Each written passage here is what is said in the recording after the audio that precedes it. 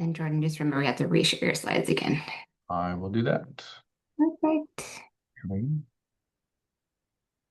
All right, everyone. Thank you for joining us today.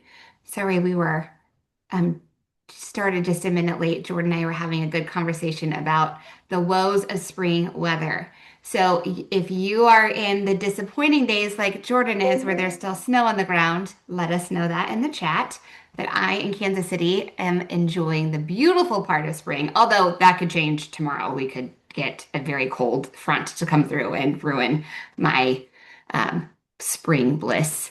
But let us know where you're coming from and if you are in the beautiful part of spring or if you are in the false winter part of spring or false spring replay of winter part of spring.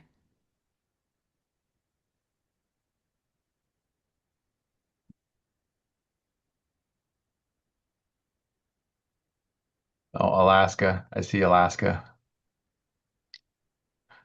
You're probably definitely, although I feel like maybe some parts of Alaska got Oh, away. we got an Edmontonian. Yeah, today was hopefully the last day of snow here. It's still lurking in the shadows outside under the trees.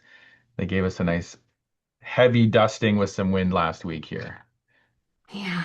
I was saying I feel like Denver too also gets one of those late snowstorms. It doesn't last a long time, but my Denver friends always complains about like we're ready to move on and they'll get like a May snow. So Angela, let us know. Are you looking for that May snow? I see that you're from Denver. And then probably our really south friends are probably in summer already.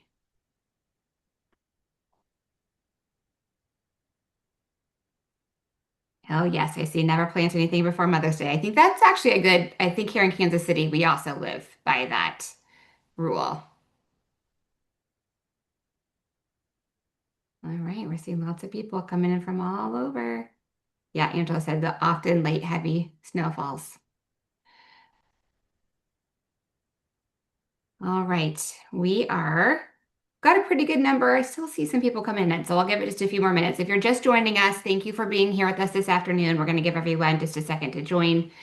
Let us know where you're joining us from, and if you are in the beautiful, blissful part of spring with nice, beautiful weather and blooming flowers, or if you're kind of in that resurgent of winter part where you it maybe looks nice outside, but you step outside and the winter chill is still in the air, or like Jordan, you maybe still have some snow on the ground. I know that's also the other disappointing part about spring. You'll look outside and it looks so nice. It might even be green, but then you step out and the wind is so chilly. It's a tease for us because we get the long sunny days. So when Yeah. you get that spring snow, it's super bright. So you're, mentally used to it being warm, but it's even brighter with the snow and the 15 to 16 hours of daylight. Yeah. We'll say in the Midwest, we get the thunderstorms, and unfortunately, it's been a bad season for really bad thunderstorms and the dreaded tornado. We definitely have had a few of those. Everyone's kind of been experiencing those. Yeah, I see the tornado warnings. I woke up the other morning to the sirens going off.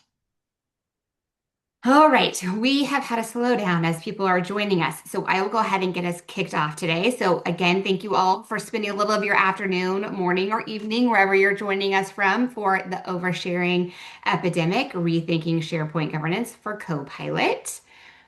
For those of you who don't know me, if you want to go on to the next slide.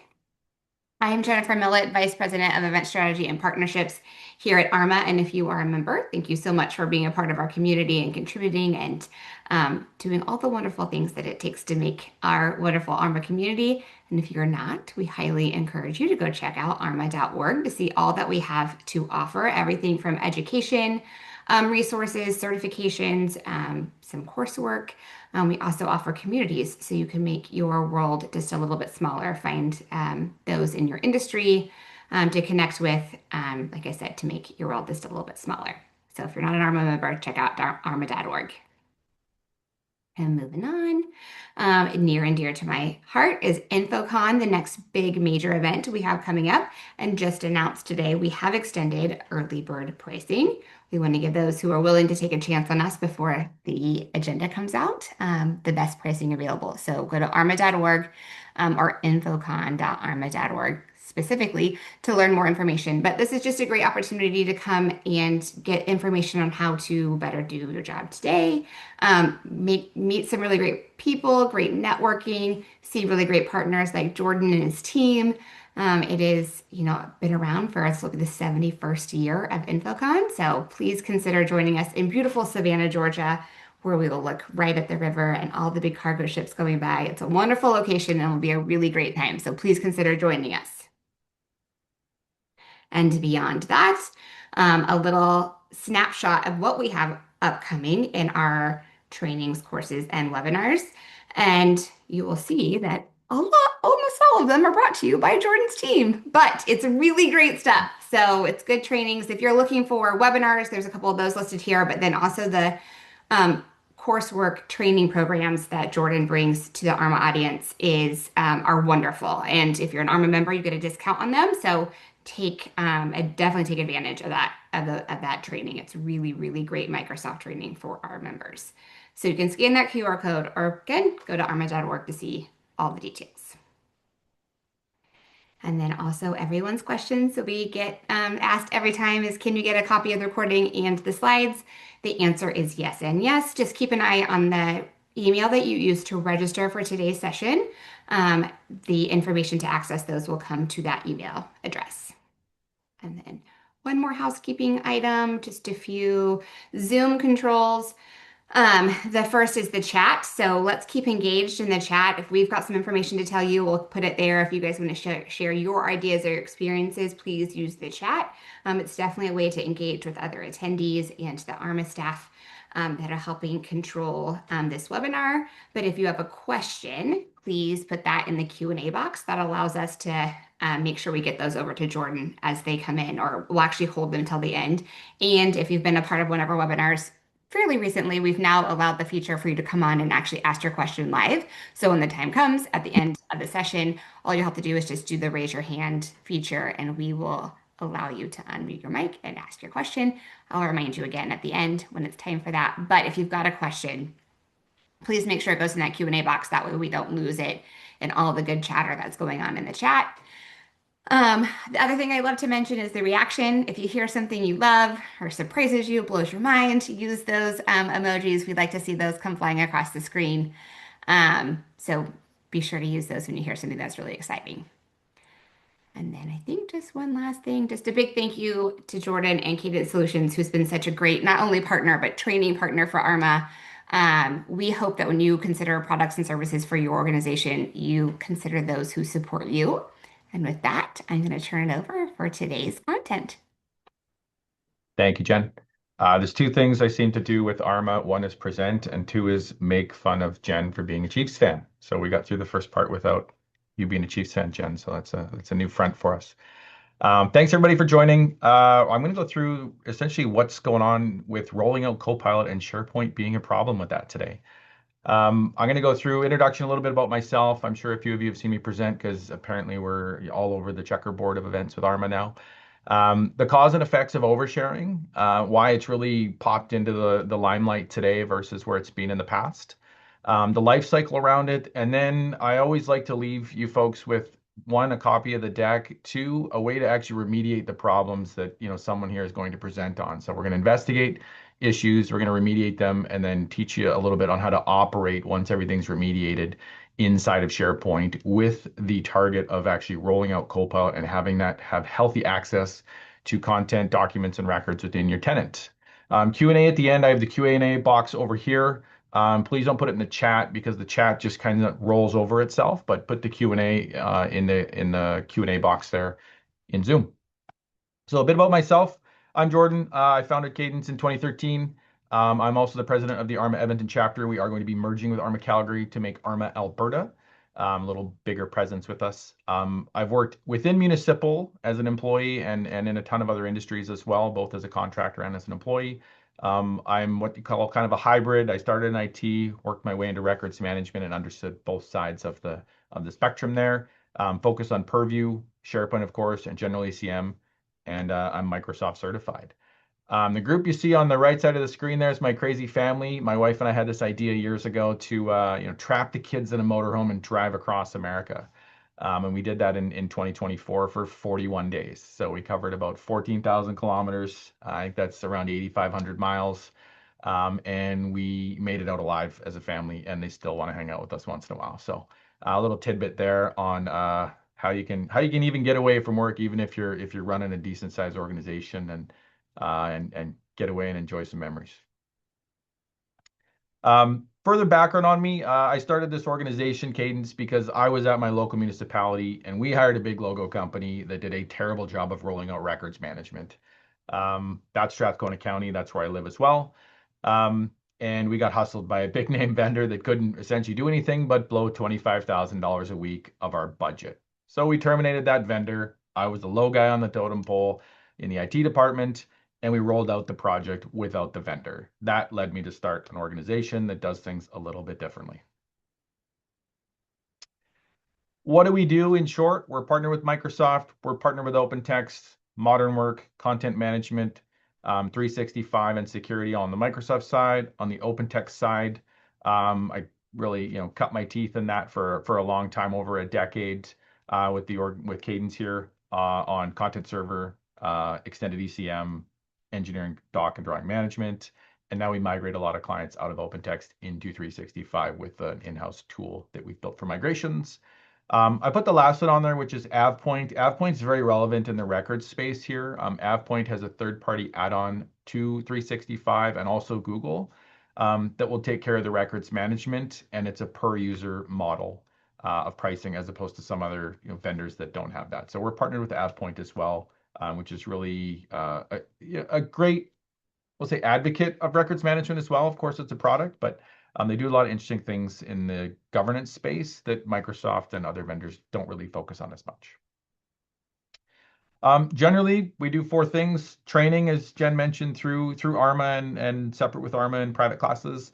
Advisory and consulting services, governance, of course, is the focus. AI classification and migrations just seem to be that thing that we're always called upon. A few organizations we've worked with in the past. I won't drain this slide, but I'll leave this in there for perusing later.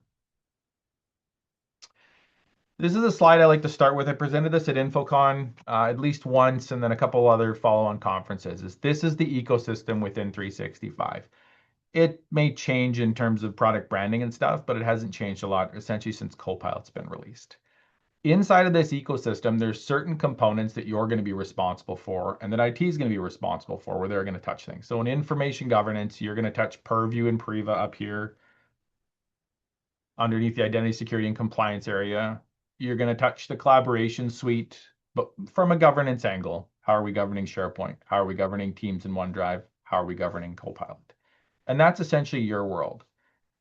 If we expand that into IT, what does IT like to touch and tinker with in terms of 365? Everything in the identity security and compliance area, including overlap and Purview.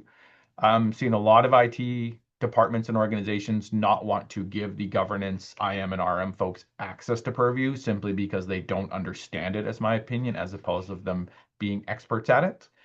IT loves to be in the middle here. Graph APIs, Copilot, LLM, all the sexy new stuff. They want to tinker. They want that propeller hat on to make things. They like to, some be empire builders.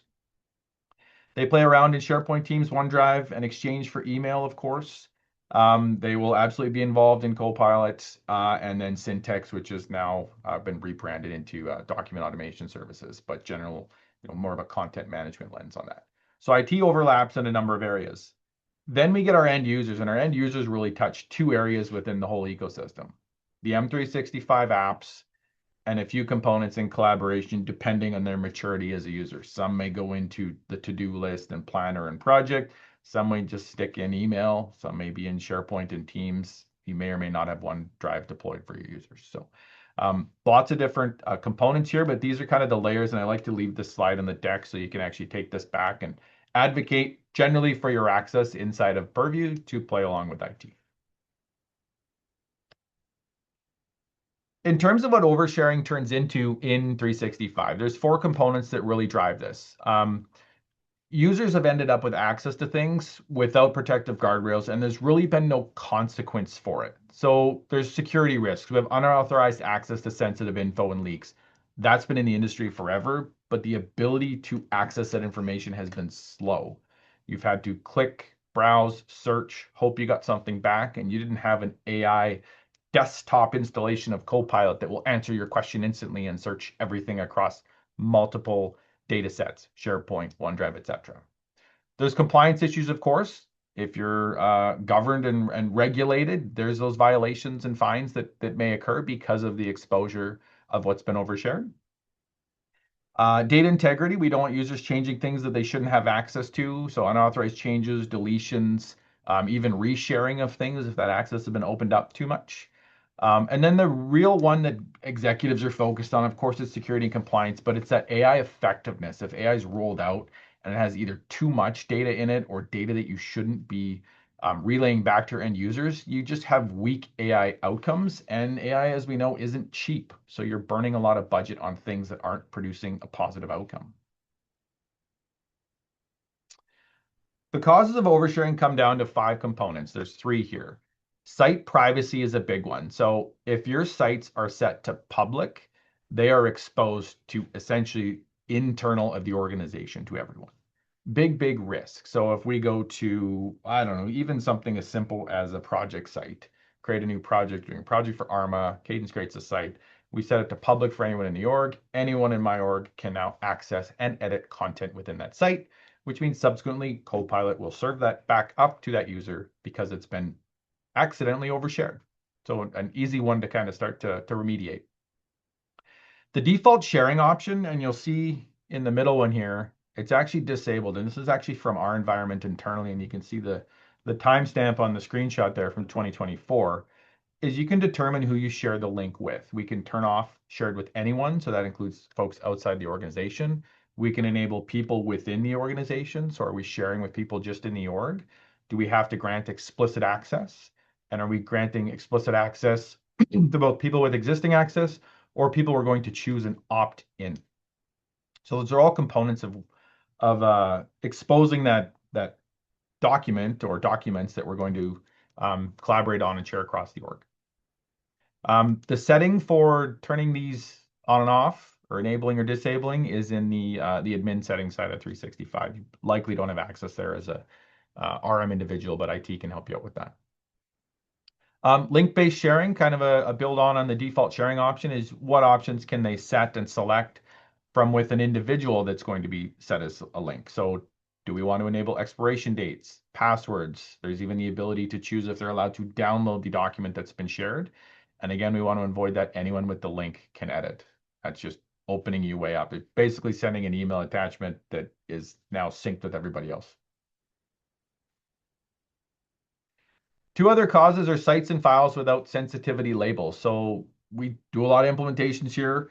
A lot of folks are still focused exclusively on records and less so on sensitivity. That tone has changed in the last 12 months with Copilot being rolled out more effectively and having sensitivity as a guardrail in order to restrict production or producing that information back up to Copilot. So look at those sensitivity labels on sites, on files, on doc libraries to start to restrict that. I'll go into this a little bit more in detail. There's also inactive sites and content. I'm going to talk a lot about site lifecycle.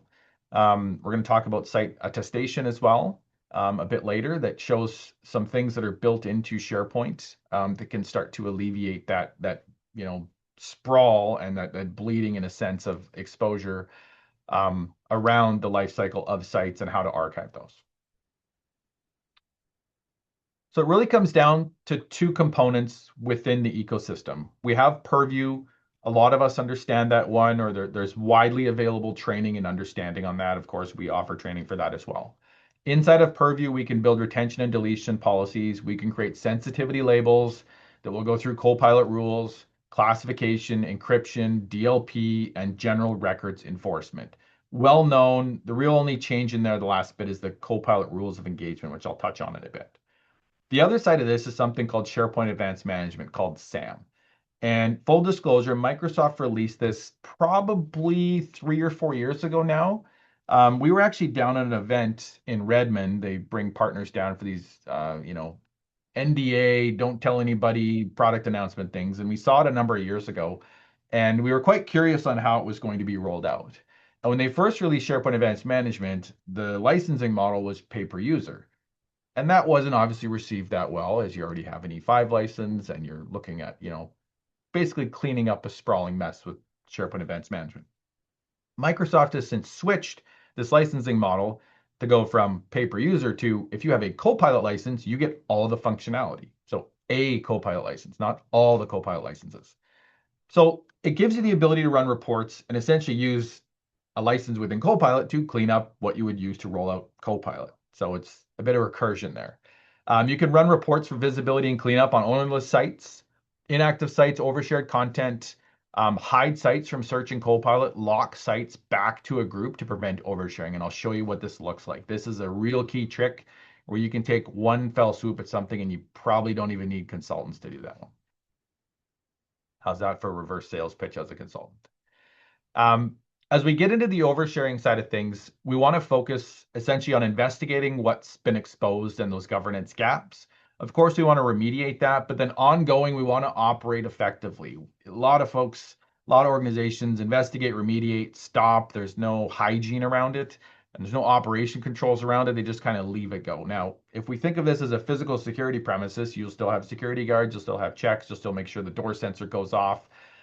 If it's open versus closed after 5 o'clock in your organization, that's the operate side of this that we need to focus on going forward. So we're going to start with investigate. One of the takeaways here for you should be, can we identify outdated sites and how do we do that? So the objective of this is if our sites are outdated, we want to restrict that from Copilot and we want to restrict that from global search. So we can actually run a policy engine called inactive sites, determine a threshold date for the last access date on that site, and export that list out. So let's say I only want sites that haven't been accessed within the last 5 years or 3 years, and we want to start culling and cleaning that up. Now, we can use that on the retention side of things from a per view on the site label style, or we can use SharePoint Advanced Management and say, for example, we want to hide all those sites that have not been updated in 6 years from Copilot. We don't even want to produce irrelevant results back to our user base that is using Copilot and may have access to that. This could be an old product site. If you're a product or a manufacturing company and you had V1 or V2 and you're on version 5 now, do they really want to go pull that data from V1 and V2? Maybe there's some historical reason there, but should it be available all the time? It's a really low impact change. You don't need to change any access to do this. And you can actually archive this site off to M365 archive. And I'll cover that in a slide in a second here on what that is. Essentially, it allows the site to be archived and removed from results. So I'm going to cover archive, but I want just like the show of hands via the reaction side of things. It can be a thumbs up. If you've went over your SharePoint storage limit, your tenant limit, Microsoft has started to tell you, you need to pay X because you're over the limit because usually users have put things in there that are too large. So I got a few thumbs up. Like any good software company, they create a solution to their own problem, right? So they rolled out M365 Archive. And essentially, it's an archive that's built into 365 that will reduce the cost and move data to its own archive and charge you less for it. The cost reduction is around 75% less than the standard SharePoint rate. And the benefit on the governance side is excluded from the Copilot index. That's a huge, huge plus for us in the governance space. The other benefit of this is Purview still persists on that data in the archive. So labels persist, e-discovery can still read and see content in the archive. So you really get the best of both worlds where you're removing it from search. You're essentially putting this in that old school, boxed file room without having to pay the absorbent costs of SharePoint storage costs. So we can archive that old content. There's no real cost to this internally. You need a pay-as-you-go license from Microsoft. Full disclosure, I don't get paid to sell Microsoft licenses. It's just a tool that we get excited about. And I find it really beneficial for those legacy projects or legacy materials you have in your organization. We did a rollout 5 years ago, archive it.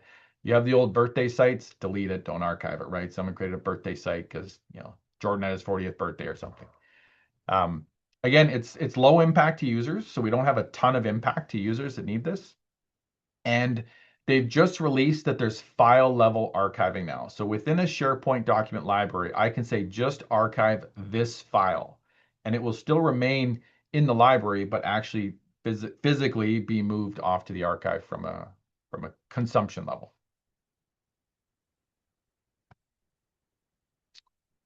A bit of what an oversharing report can be, produce out of your environment. And I'll just zoom in a bit here to give you the full detail. So this is actually within the SharePoint Admin Center, and it's within, if you have access, DAG, Data Access Governance. There's a couple different report areas, and this is where this one is.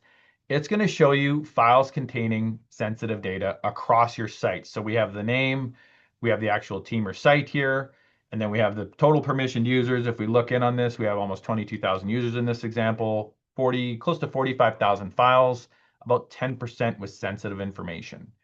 We can see we have some broken permission inheritance on some, and then we have the everyone except external users domain group is on this. That one's a big risk. Default sharing option is open for everybody. So how many people in your org links, how many people have anyone links, or how many documents have anyone links? That's a big risk. Site privacy, are we public or private? And you can see if we just go down a few rows, this one here, Contoso VAC is public. Site sensitivity is general and external sharing is on. So that one's very, very exposed. We might want to check it on that.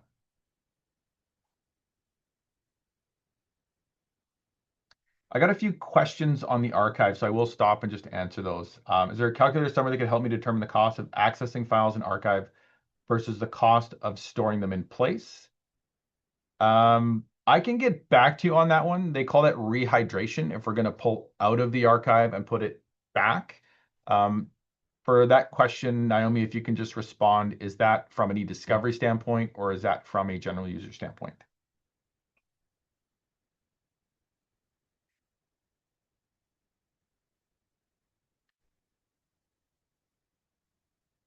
General users. So I'll get back to you on the rehydration cost on that. On the difference between public and private sites, I don't know if everybody's aware of this one, but they're quite a bit different in terms of access, right? Public site is designed automatically when everybody adds the triple EU permission, so everyone except external users. And it's intended for everyone in the org to consume information and join the site or team without the need for approval. So think HR policies. Think something very public that we want to have. Maybe a communication site if it's going out to the whole organization. In the context of that, we would automatically add that permission, but private would start with a set of members. So we want to opt you in. What ends up typically happening is you start with a private site and then permissions just kind of sprawl from there by adding and adding and adding and sharing. And then we end up with the problem we're discussing today, which is oversharing based on that. If we're looking at the remediation side of public versus private, look at archiving. Someone had their hand up. Look at archiving or deleting those public sites that are no longer active. So do we have a bunch of public sites that haven't been accessed in pick a period of time, 3 years, 5 years, 6 months, whatever it may be. Run that oversharing report to get that inactive site. And that really provides you with your inventory that you can go through. I worked in an organization quite a while ago now, probably 12 years ago. This organization had 11,000 full-time employees. They had around 10,000 contractors, and they had 22,000 on-premise SharePoint sites. So it was almost 1-to-1 ratio. And this was all on-premise SharePoint. So there wasn't these fancy reports. You could go pull a lot of things back. There was multiple instances and installations.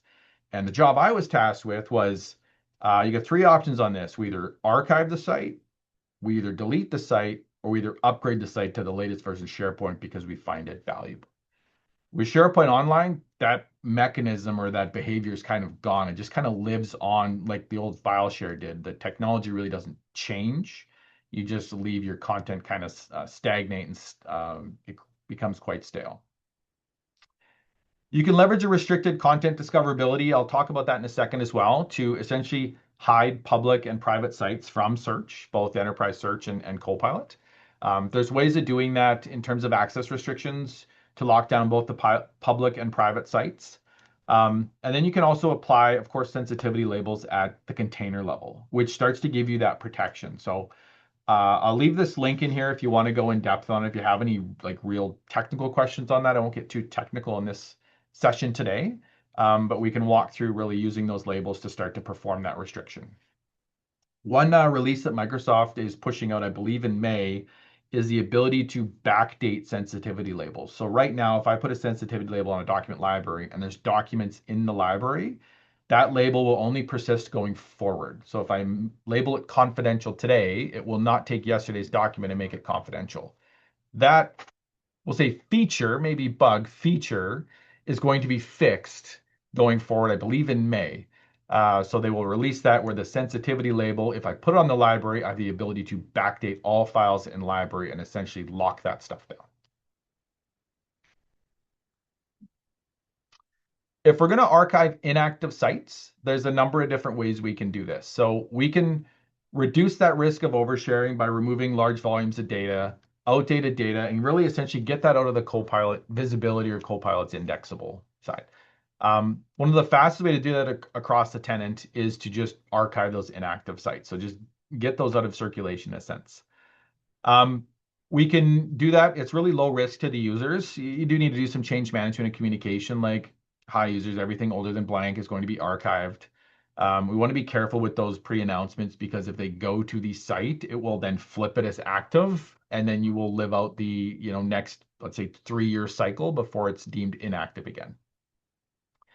We want to review the inactive sites report. One of the tips is when you have an inactive sites report, do not send a link to the users to say, hey, these sites are inactive. What do you think? Because they will go click on the site and then it will no longer be an inactive site. So it's a bit of a spiral thing. You want to maybe send a separate email on like, I see you have this site, we'll be archiving. Please don't click. Or we just archive it anyway after that point. So for example, let's say we want to archive sites with no activity since 2024. We can set up M365 archive to prevent that. And we can look at essentially just rolling that out so that the content is not surfaced by Copilot, reducing that exposure without changing any permissions. This is the good old archivist land, but now we're in the electronic era of it.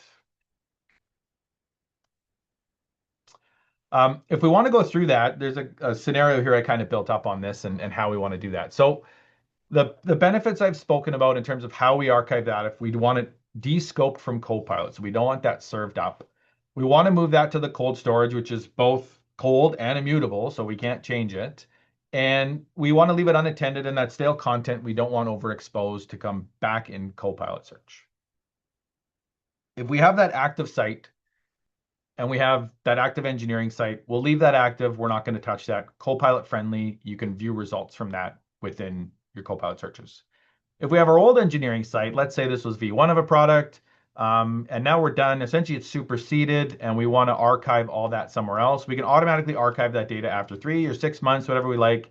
Notify the owners of that, archive that content off to Copilot, and essentially what that looks like underneath is we're moving it into a low-cost storage, immutable storage area, but still remain searchable via e-discovery and still maintain the purview, we'll say rules, whether that be labels for sensitivity, retention, and give you the e-discovery capabilities. If we have the super old product site, we probably just want to look at, trashing that, putting that through the disposition cycle to get that essentially off the books and out of circulation. If we move into kind of the proactive governance control, so what can we do for oversharing risk by removing that content as well? So we can restrict the SharePoint search. We can limit the search to allow a set of sites. Say we only want 100 in that. We can look at the exposure to when we're enabling Copilot across the whole organization. I have a scenario here that I'll walk through in terms of reorging that happens with Copilot. The content on the not allowed sites won't show up in global search, even if they had access to it. So we can kind of descope it from search at the same point as letting users have permission to access it in a different fashion. Something called RCD, restricted content discoverability. So we can hide content from org-wide search and Copilot users unless they've recently interacted with it. So we can time box that as well. So we're only going to serve up relevant search results. And how the traditional search engines and ECM search engines would work is they would actually weight the search results rankings. by recency. So the documents I'd modified the most recent would show up higher in the search results if I search for a search term than something I hadn't modified in the last 2 years. So they would essentially give you that pagination based on that. We want to reduce that accidental discovery of content on sites that might have loose permissions or a different audience. And we don't want them actively involved with the site's files if they're not going to discover them via search.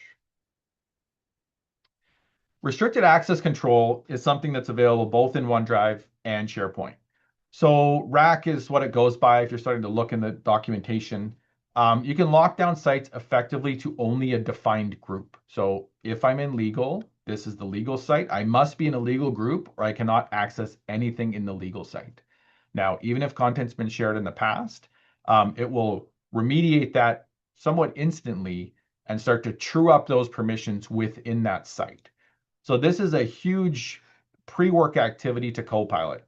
Do we have our traditional users go on groups? Groups go on things, sites, document libraries. If you're not in that group, we don't want you to have access if it's a sensitive area. But we may want the legal group to have Copilot abilities within that site. If we restrict site discovery, we can remove those overexposed sites from Copilot and the search results. A bit of the impacts here and kind of what it looks like. I'll try to zoom in on more of the ones down here. So it's not gonna let me do both. So this one here, let's try this. We'll just move the mouse. Restrict content from Copilot. So you'll see it on or off within the settings on that actual site. So we can actually have it restricted directly on the site if you want to go flip that. Internally here, we've restricted both the anything to do with finance, anything to do with HR, so that the general users here at Cadence can't go see those things, even if somebody, shares that out. You'll see it's restricted here. It won't show up in the responses, the agents, or org-wide search results as well. So a little trick there. This will be in the deck. All right, here's an example I'm going to go through. It's a bit of a video I'll play. It's 15 seconds, but I'll pause it kind of all the way through here. So we're going to go in and type a prompt. Are there any org changes happening next month in the organization? So I'm going into Copilot. I'm using that prompt. It's going to serve me up with a nice document here. Confidential Q2 calendar year 2024 reorg. And you can see this get highlighted in a second. There's a document here, a Word document that I have access to that I should not have access to. So major exposure.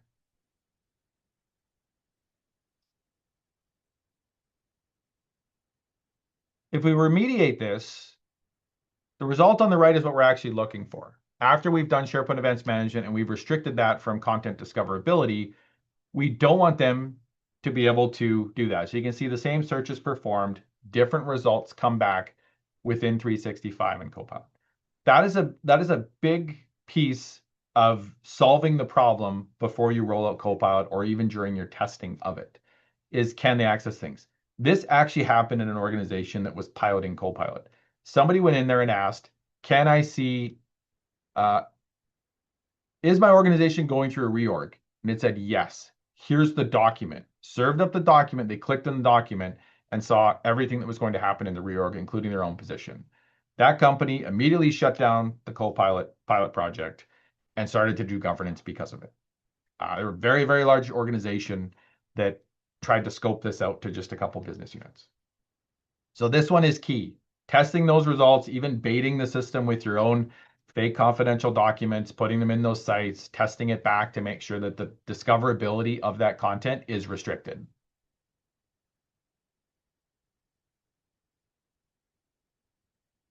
I don't know how that's going to look in a PDF. Hopefully it gives the end shot, not the start. Doing that in terms of the discoverability is very similar to the previous slide there. So we have those active sites, we have those project sites, maybe for a payroll project. And after that project's complete, we want to archive that and kind of get that off of the search books and reduce the exposure of that. So that's that hygiene, that operational side of things. And you don't necessarily need Purview to be able to do that. You can use Archive and you can put compliance policies and sensitivity labels on things without actually using Purview as well.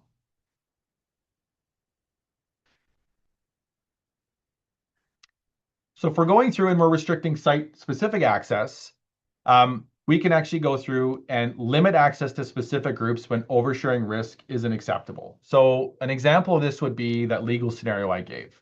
We're in the legal site.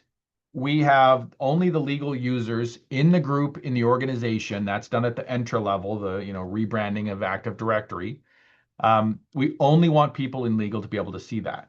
Well, I go in there and I'm like, I'm going to share this with Aaron, the individual here at the bottom. I want Aaron to be able to see this document. And you'll instantly get this response as you're trying to share it that you can't share this with people because there's actually site access restriction on it.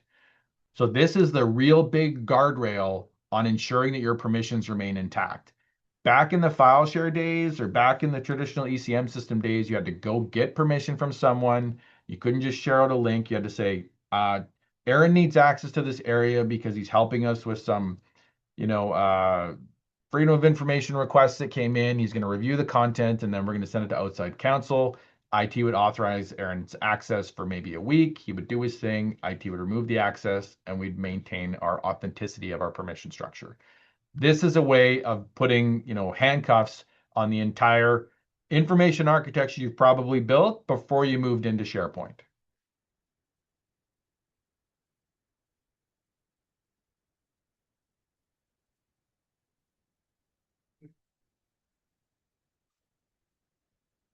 If we walk through this one gets a little messy, so bear with me here. And this won't look good in the PDF, but it looks better with the animations here.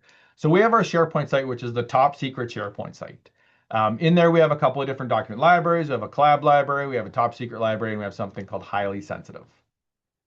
We want to make sure that we don't have this accidentally exposed to two different folks. One, internal and external folks, sites, folders, and files. The other one is people in the org links, everyone except external users. So we want to make sure that the everyone and external users doesn't have access because it's highly sensitive information.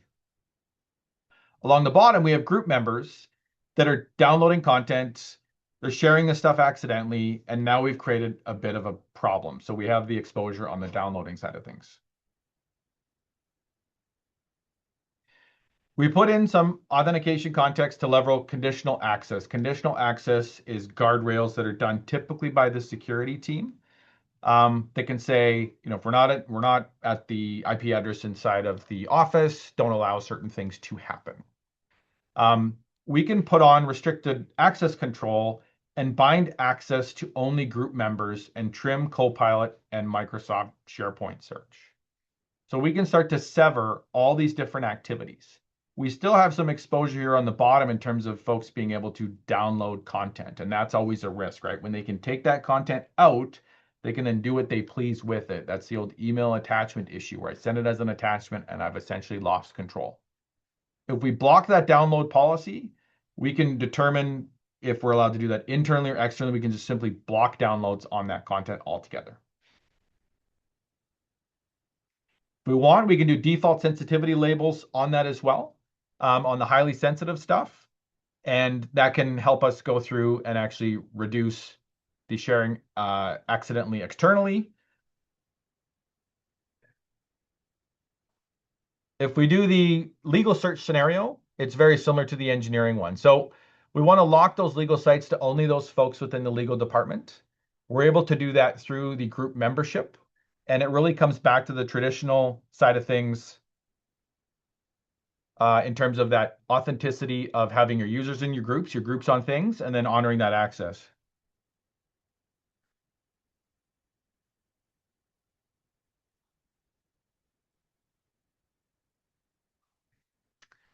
If we look at what that looks like from a restricted access control area, we have the sensitivity label side of things where we can have that retention or deletion policy. We can apply that on our Project Alpha site.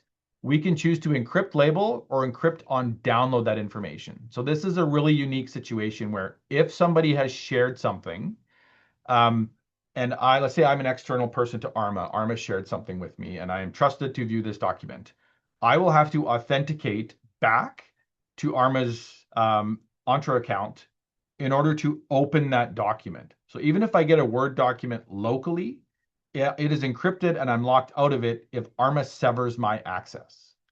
So that's a big plus if we're doing those we did a lot of work in like document control where you hire all the vendors and the EPCs to do the build out of a refinery or whatever it may be, a bridge, a construction project. Um, you don't like them anymore, so you want to get rid of them, but they have all your content. You want to sever it. You can encrypt all that stuff and sever the sharing without having to go get all of your content back. The other piece of this that's really interesting is with the Copilot rules of engagement, you can start to set what is allowed to be asked in Copilot and also produced back in terms of the sensitivity labels and those rules.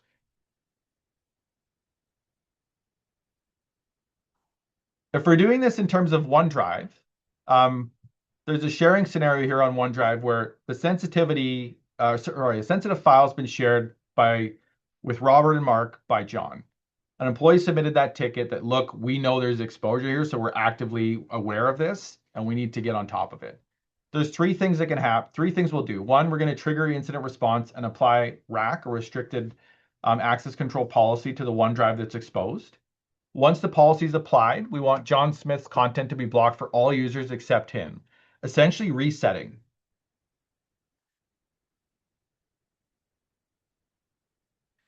After that, we want to look at when we're finished with the remediation, we want to remove that policy and access will be reverted back to how it was, except for what we've remediated and fixed. So essentially, it's like a stop, and then we will continue. So what this looks like is we lock John Smith's OneDrive down to uh, just himself by applying the rack policy. And we can use a security group to bind that. So we can say only people in this group can see that. So maybe everybody just within John's department. That will sever access for Robert and Mark if they're from outside of that group. So again, we're doing this at a OneDrive level instead of a SharePoint level, but the same thing on exposure is being reduced. And then if we want, we can unlock all this after we've remediated the issue. What this looks like in terms of restricted site access is we use this setting within the SharePoint site, and we can actually opt folks out of this as well. So I'll show you that in a second, where we can add groups in and say, we're only allowing legal on this site. So if you're not in legal, you get the X, you're not allowed to do that. If we want to initiate something called site access reviews, this is, hi, you have a site, we're checking in to see what the access is here. So we can go and take a look at it. We want to prevent the overexposure in sites again, reduce that risk. IT can help with identifying oversharing, but the site owner is really going to understand the data. So we want to go and talk with them on that. So we can initiate that site access review, and this email will go over to the site owners with a request for them to review the site for oversharing. And you can see we have multiple sites here, both finance and a giving site, so a charitable site. What that looks like in practice is you're going to be given kind of a report like this that shows how many permissions are put across here in terms of the usage of, for example, the number of permissioned users, the number of groups, how many people do we have of people in your org links within the site, and the big one, which is everybody except external users has access. One thing here. You'll have the complete review at the bottom if you're a user, and you can complete that review and get back to the folks, IT, governance, whoever's in charge of that activity. It is a SharePoint Advanced Management license, but that is included with Copilot. If we want to go through and operate effectively, you can actually go through and do the site attestation policy. So site lifecycle management is built right in. This is in the SharePoint Admin Center, so feel free to take a screenshot of this one here or grab the recording later under Site Lifecycle Management. And you can go through and create those policies within the lifecycle management side of things. Underneath those policies, what we're able to do is permission and look at ownership decay over time. So if I owned a site, but now I've been horizontally moved in the organization or taken a promotion, I'm no longer the owner. We want to look at, is this still a valid site? And maybe I should or should not get a periodic review of that site. It requires the owners or the admins to confirm if the site is still required. So if Jordan had a birthday party at work and there's all these, pictures and a cake and whatever, and we're done with that site, so we should purge that, it will have them explicitly declare that they need to, we need to keep this site versus archive or purge it. We want to maintain that long-term governance, so that hygiene of it. We want to keep Copilot access aligned with the business intent. Much like the folks that grew up with the internet, it was great for searching. And then as more and more things come on, it gets harder and harder to find sometimes what you want, which is really why people like ChatGPT and Copilot now, is they summarize things better than an index does. And when the reviews aren't completed, enforcement actions can be automated. So we can get kind of aggressive with this and say, you know, I'll skip the slide. Um, if we haven't done anything after 3 months of notifications, we haven't heard back, what do we want to do? Do we want to set this site to read only? Essentially, maybe challenge the users a little bit and the site owners to say, we know this really isn't being used, but you're not going to get back to us. So we'll just set this to read only after a couple months, and that's your warning. If we want to do something more advanced, we can actually archive that and say, look, we're going to actually archive this after the site has not been attested to within the last number of months or whatever it may be. So lots of different ways of just kind of working your way through the life cycle at a site level, which inherently works those docs and records through. If we want to not nag specific people, we can put that in the list here. So maybe we don't want to nag the director of IT or the director of the department. We want to go a little lower in the food chain. We can do that as well.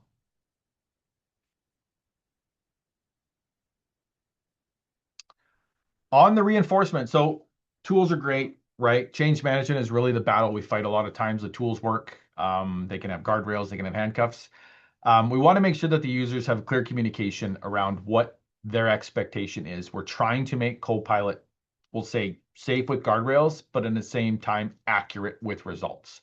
We don't just want to have a bunch of content spewed out all the time, not be relevant, and then essentially the sponsors that put up the dollars and the training for Copilot aren't going to be happy.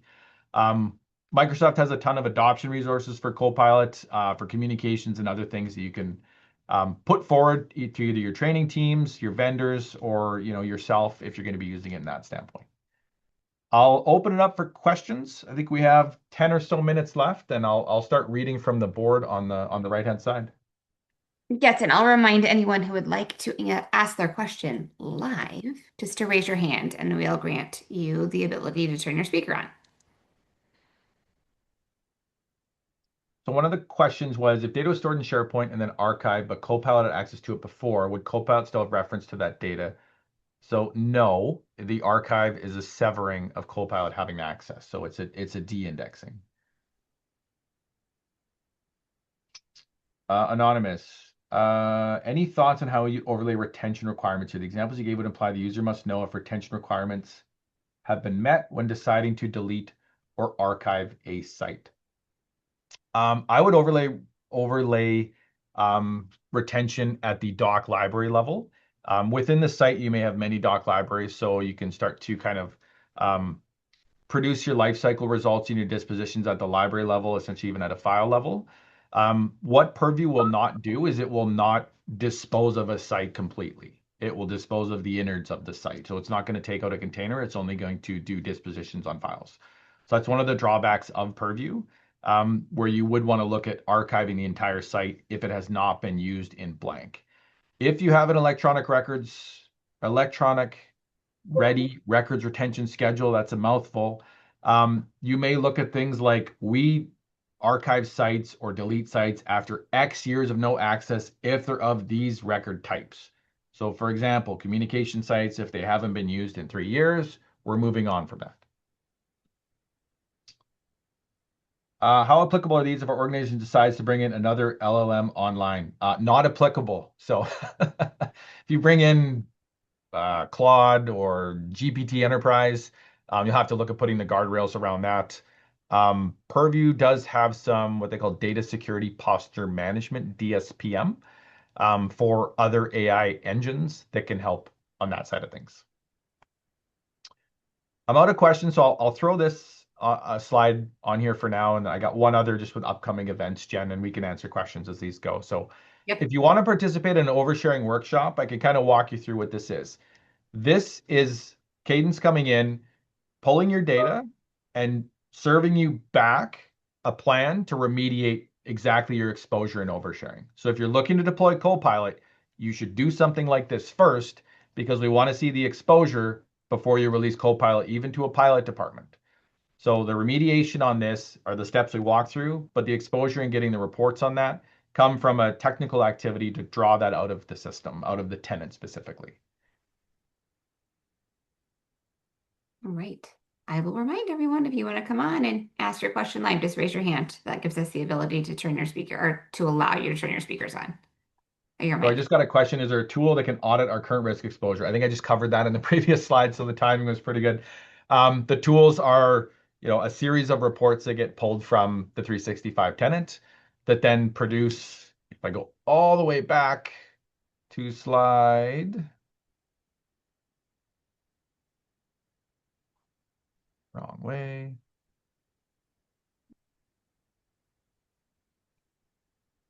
this one. This is what it would somewhat look like, but there'll be more in depth to this. But a detailed report, site, exposure, and then remediation is based on exposure.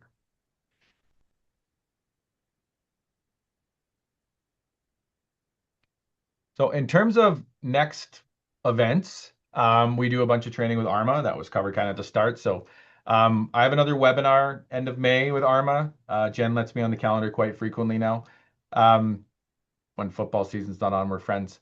Uh, we got training with both teams, Copilot, e-discovery, records management we've been doing forever with Purview, and then DLP as well, so data loss prevention. If you want to get a hold of me, here's all my contact information. I think I still have a couple questions in there, so I'll get to that. Here's my contact information. By all means, email me. I'm all over LinkedIn as well. The team was out at InfoNext last week, and we're always involved with the ARMA community. Question I got: all the tools you mentioned are just Microsoft tools, not Cadence. That's correct. They are Microsoft tools. Less the migration one I talked about at the start. Are most of the functionalities you described today only accessible via Purview? Purview and SharePoint Events Management are the two you saw today. Those are the two. Um, if you have E3, you have Purview. If you want to go look at SharePoint Events Management, you need a single Copilot license to do that. Very much worth the $30 to $40 per month to get that functionality.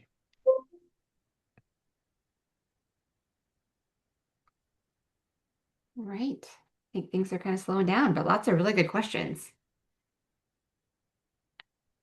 I think lots of kind of questions and little details needed around implementing Copilot and how to actually do it. So this is great today, Jordan. I know we hear a lot of theoretical, and it was really good to see some how-to today. So, so thank you for bringing that to us. And I hope everyone takes a minute to go check out some of the other things we have to offer, get signed up for some of the trainings, and then, at a minimum, come to the next webinar that we have available. If there are no other questions, and no one wants to raise their hand and come on and ask live, we will give everyone, unless Jordan, you have any last thoughts. We will also make sure everyone gets a link to all those trainings. You'll get it in your email that comes following this webinar today. We'll make sure you have direct access to all the wonderful follow-up things that we can offer you. So keep a look there. But any other last thoughts, Jordan? No, thanks for everybody joining. Had a pretty good crowd today, and look forward to seeing you in about a month. All right. Well, thank you, everyone. Thanks for joining us today. Have a great rest of your week. And until next time, we'll see ya. Bye-bye.